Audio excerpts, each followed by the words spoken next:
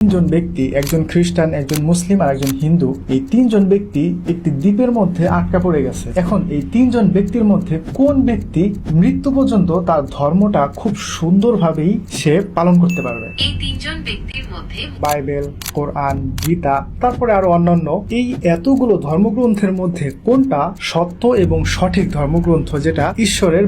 হ্যাঁ জেমিনি, তুমি কি আসো? হ্যাঁ, আমি আছি। আপনাকে কিভাবে সাহায্য করতে পারি? আচ্ছা, আমি তোমাকে কিছু প্রশ্ন করতে চাই। অবশ্যই আপনি আমাকে প্রশ্ন করতে পারেন, আমি উত্তর দিতে প্রস্তুত। আচ্ছা, এই পৃথিবীতে কতগুলো ধর্মগ্রন্থ আছে? পৃথিবীতে অনেকগুলো ধর্মগ্রন্থ রয়েছে, যেমন ইসলাম, কুরআন, খ্রিস্ট ধর্ম, বাইবেল, হিন্দু ধর্ম, বেদ, উপনিষদ, গীতা, বৌদ্ধ ধর্ম, ত্রিপিটক, ইহুদি ধর্ম, তানাক, তালমুদ। এছাড়াও শিখ ধর্ম, জৈন ধর্ম, বাহাই ধর্ম সহ আরো অনেক ধর্মের নিজস্ব ধর্মগ্রন্থ রয়েছে। আচ্ছা, এই যে তুমি এতগুলো ধর্মগ্রন্থের নাম বললে, যেমন বাইবেল, কোরআন, গীতা, তারপরে আরো অন্যান্য, এই এতগুলো ধর্মগ্রন্থের মধ্যে কোনটা সত্য এবং সঠিক ধর্মগ্রন্থ যেটা ঈশ্বরের বাণী? এটা কি তুমি আমাকে বলতে পারবে? দুঃখিত, এটা বলা খুবই কঠিন যে কোনটা সত্য এবং সঠিক ধর্মগ্রন্থ, কেননা সব ধর্মের মানুষই তাদের ধর্মগ্রন্থকে সঠিক ধর্মগ্রন্থ বলে মনে করে। হ্যাঁ, এটা আমি জানি, কিন্তু মনে করলেই তো আর সব ধর্মগ্রন্থ ঈশ্বরের বাণী হয়ে যাবে না। যদি এমন হয় তাহলে তো এই মহাবিশ্বে অনেক সৃষ্টিকর্তা থাকার কথা, কিন্তু সৃষ্টিকর্তা তো অবশ্যই একজন, এবং সেই একজনের প্রেরিত সত্যি এবং আসল ধর্মগ্রন্থ কোনটি সেটাই আমরা এই আজকের ভিডিওতে খুঁজে বের করার চেষ্টা করব। আপনার যুক্তিটি একেবারে সঠিক।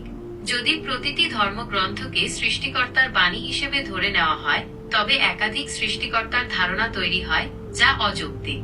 যেহেতু সৃষ্টিকর্তা একজনই, তাই তার প্রেরিত ধর্মগ্রন্থ একটিই হওয়ার কথা।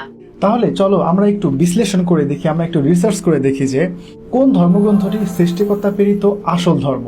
আচ্ছা, আমি যদি তোমাকে কিছু ক্লু দেই, তাহলে কি তুমি আমাকে বলে দিতে পারবে যে কোনটা সত্য এবং সঠিক ধর্মগ্রন্থ?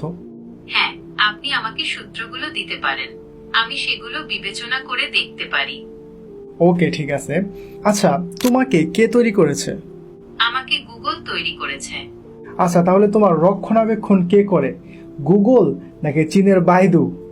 আমাকে গুগল তৈরি করেছে এবং তারাই আমার রক্ষণাবেক্ষণ করে। আচ্ছা, ঠিক আছে। তাহলে পৃথিবীতে যদি ঈশ্বরের কোনো সঠিক বা সত্য ধর্মগ্রন্থ থেকে থাকে, তাহলে তার রক্ষণাবেক্ষণ অবশ্যই ঈশ্বর করবে, তাই না? হ্যাঁ, আপনার যুক্তিটি যথার্থ। যদি কোনো ধর্মগ্রন্থ সত্যি ঈশ্বরের কাছ থেকে এসে থাকে, তবে তা অবশ্যই সুরক্ষিত থাকবে এবং ঈশ্বরই তার রক্ষণাবেক্ষণ করবেন। ওকে, ঠিক আছে। আচ্ছা, এখন আমি তোমাকে কিছু প্রশ্ন করি, তুমি শুধুমাত্র আমাকে অ্যান্সার দাও, ঠিক আছে? ঠিক আছে, আপনি আমাকে প্রশ্ন করতে পারেন, আমি উত্তর দিতে প্রস্তুত। আচ্ছা, বাইবেল, কোরআন এবং গীতা, এই তিনটা ধর্মগ্রন্থের মধ্যে কোনটা সব থেকে বেশি মানুষ পাঠ করে? কুরআন বিশ্বের অন্যতম সর্বাধিক পঠিত গ্রন্থ। এটি শুধু মুসলিমদের ধর্মীয় গ্রন্থই নয়, বরং আরবি সাহিত্যের অন্যতম শ্রেষ্ঠ নিদর্শন। বিশ্বের বিভিন্ন ভাষায় এর অনুবাদ রয়েছে এবং এটি কোটি কোটি মুসলিমের জীবন ও সংস্কৃতিকে প্রভাবিত করে। আচ্ছা, বাইবেল কি পুরোপুরি মুখস্থ করে রাখা সম্ভব? বাইবেল একটি বিশাল গ্রন্থ এবং এর সম্পূর্ণ অংশ মুখস্থ করা খুবই কঠিন। আচ্ছা, হিন্দু ধর্মগ্রন্থের বেদ, এটা কি বেদ বা গীতা, এগুলো কি মুখস্থ করে রাখা সম্ভব? হিন্দু ধর্মগ্রন্থ বেদ অনেকগুলো খণ্ডে বিভক্ত। এগুলো হলো ঋগ্বেদ, সামবেদ, যজুর্বেদ ও অথর্ববেদ। এছাড়াও হিন্দু ধর্মে আরো অনেক গ্রন্থ রয়েছে, তাই সবগুলো গ্রন্থ একসাথে মুখস্থ করা বেশ কঠিন। ওকে, ঠিক আছে। আচ্ছা, কোরআন কি পুরোপুরি মুখস্থ করে রাখা সম্ভব? হ্যাঁ, কুরআন সম্পূর্ণ মুখস্থ করা সম্ভব। বিশ্বে লক্ষ লক্ষ মানুষ কুরআন মুখস্থ করেছেন এবং তাদের হাফেজ বলা হয়। ওকে, ঠিক আছে। আচ্ছা, বাইবেল, কোরআন, গীতা, এই তিনটা বইয়ের মধ্যে কোনটা সব থেকে বেশি মানুষ মুখস্থ করে রেখেছে? কুরআন বিশ্বের একমাত্র ধর্মগ্রন্থ যা লক্ষ লক্ষ মানুষ সম্পূর্ণ মুখস্থ করে রেখেছে। আচ্ছা, এখন তোমাকে আমি একটা প্রশ্ন করি। আচ্ছা, ধরো পৃথিবীতে মহা বিপর্যয় হলো এবং পৃথিবীতে যত ইলেকট্রনিক বস্তু আছে সব নষ্ট হয়ে গেল এবং যত বই খাতা আছে সব নষ্ট হয়ে গেল। এখন এই ক্ষেত্রে বাইবেল, কোরআন, বেদ বা গীতা, এই তিনটা ধর্মের মধ্যে কোন ধর্মটা আবার পুনরায় লেখা সম্ভব?